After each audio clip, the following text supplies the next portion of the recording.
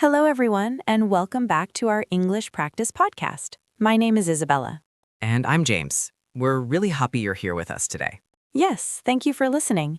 This podcast is made for English learners, especially A2 and B1 level. That's right. Don't worry if you don't understand every word. Just relax, listen, and enjoy the conversation. Today, we're going to talk about a very interesting topic.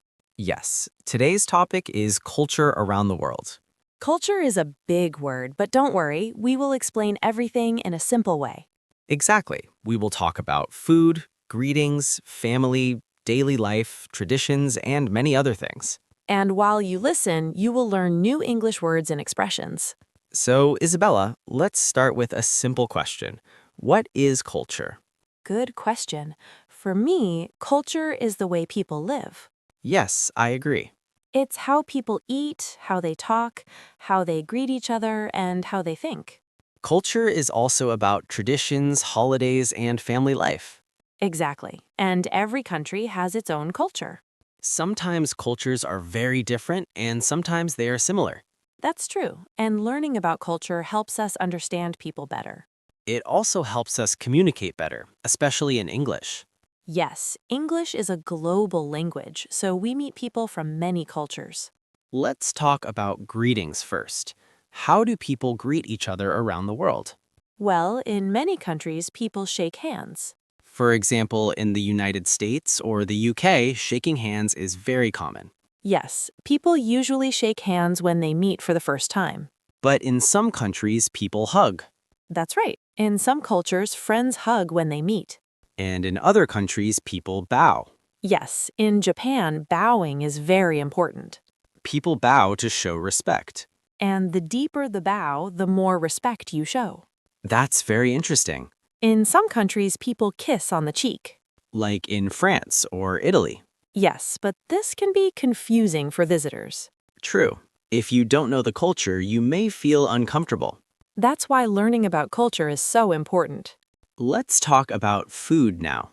Food is a big part of culture. Oh, yes, I love talking about food. Me too. In some countries, people eat a lot of rice. Like in many Asian countries. Yes, rice is a main food in countries like China, Japan, and Korea. In other countries, bread is very common. For example, in Europe, people eat bread every day. In Italy, bread and pasta are very popular. And in Mexico, people eat tortillas. Food also shows how people live. Yes, in some cultures, families eat together every day. In other cultures, people eat alone or very quickly. That's true. In some countries, meals are long and slow. People talk, laugh, and enjoy their time together. In other places, people eat fast because they're busy. Let's talk about family culture. Family is very important in many countries. In some cultures, big families live together. Yes, grandparents, parents, and children live in one house. This is common in many Asian and Middle Eastern countries. In other countries, families are smaller. Parents and children usually live alone. And when children grow up, they move out. That's common in Western countries. Neither way is wrong, it's just different. Exactly. Culture is not about right or wrong. It's about understanding differences. Let's talk about daily life. Daily life can be very different around the world. For example, work culture. In some countries, people work long hours.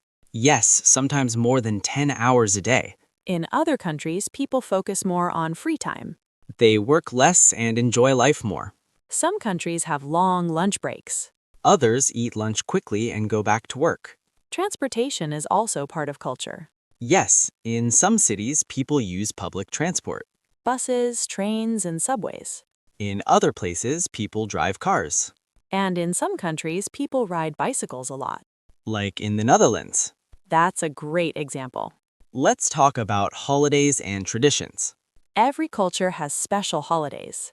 Yes, and these holidays often have a long history. For example, New Year's is celebrated around the world. But people celebrate it in different ways. Some countries use fireworks. Others have family dinners. Some cultures have traditional clothes for special days. Yes, like festivals and weddings. Traditional clothes show history and identity. Let's talk about communication styles. This is very important for English learners. In some cultures, people are very direct. They say exactly what they think. In other cultures, people are more indirect. They speak politely and carefully. This can cause misunderstandings. Yes, for example, saying no can be difficult in some cultures. People may say maybe instead. That's why cultural awareness is so important. Let's talk about body language. Body language is different around the world. Eye contact, for example. In some cultures, eye contact shows confidence. In other cultures, too much eye contact is rude. Gestures are also different. A hand sign in one country may mean something bad in another. That can be very surprising. Culture also changes over time. Yes, culture is not fixed. Globalization changes culture. The internet connects people. Music, movies, and fashion travel fast. Young people around the world share similar interests. But local culture is still important. Yes, traditions and languages still matter. Learning about culture helps us respect others. It also helps us learn English better. Because language and culture are connected. When you learn English, you also learn about cultures. And that makes communication easier. Before we continue, let's give our listeners a small tip. Good idea. When you listen to this podcast, try to notice new words. Repeat them after us. You can also pause and listen again. Practice is the key. Yes, don't be afraid to make mistakes. Everyone makes mistakes when learning a language. And that's okay. All right, let's continue talking about culture. So, Isabella, let's continue our talk about culture. Yes, there is still so much to talk about. Let's talk about education and school culture around the world. That's a great topic. School life is very different in many countries. In some countries, students wear uniforms. Yes, school uniforms are common in places like the UK and Japan. Uniforms can make students feel equal. But in other countries, students can wear their own clothes. That's true. In many schools in the United States, there are no uniforms. The way students talk to teachers is also different. In some cultures, students are very formal with teachers. They call them sir or madam. In other cultures, students call teachers by their first names. That can feel strange if you are not used to it. Homework and exams are also part of school culture. In some countries, exams are very important.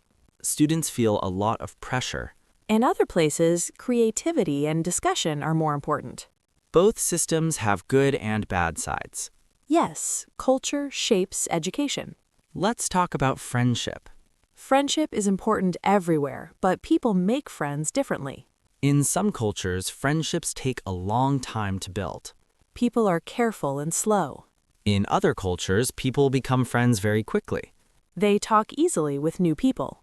In some countries, friends visit each other without calling first. That shows closeness. In other cultures, you should always call before visiting. If you don't, it may be rude. Understanding these small things helps a lot. Especially when you live or travel abroad. Now let's talk about hospitality. Hospitality means how people treat guests. In many cultures, guests are very important. People offer food, tea, or coffee. Sometimes they offer more food than you can eat. And saying no can be difficult. In some cultures, you should refuse first. And then accept later. That can be confusing for foreigners. But it's part of the culture. Hospitality shows kindness and respect. Let's talk about time. Ah, yes, time culture. In some cultures, being on time is very important. If you are late, it is rude. In other cultures, time is more flexible. Being late is normal. Meetings may start later than planned. This can cause problems in international work. That's why understanding time culture is important. Let's talk about cultural shock. Culture shock happens when you go to a new country. Everything feels different. The food, the language, the people. At first, it can be exciting. Then it can be difficult. You may feel confused or lonely. That this feeling is normal. Yes, many people experience it. Over time, you learn and feel better. You start to understand the culture. And you feel more comfortable. Let's give some tips to our listeners. Good idea. If you meet people from different cultures, be open. Ask questions politely. Listen more than you speak. Don't judge quickly. And don't be afraid to make mistakes. Mistakes help us learn. Culture and language learning go together. Yes, when you learn English, you learn about the world. English connects people from many cultures. And that's beautiful. Before we finish, let's do a short practice for our listeners. Great idea. We will say a sentence and you can repeat it. Karen, people around the world have different cultures. Karen, learning about culture helps us understand each other. Karen, English is a global language. Very good. Remember, learning English is a journey. Take it step by step Enjoy the process. and keep practicing every day. Thank you so much for listening today. We hope you enjoyed this episode. If you liked it, listen again and share it. And join us next time for more English practice. Goodbye, everyone. See you next time.